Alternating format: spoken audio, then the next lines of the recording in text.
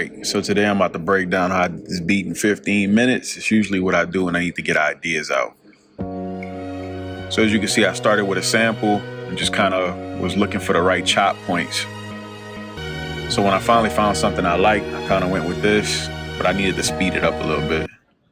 So once I found a tempo I liked, I'm like, I don't want to record it with the metronome, so I just record it without the grid, and I'll clean it up after.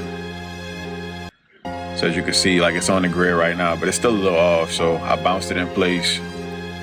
So now I can kind of manipulate it using the flex tool.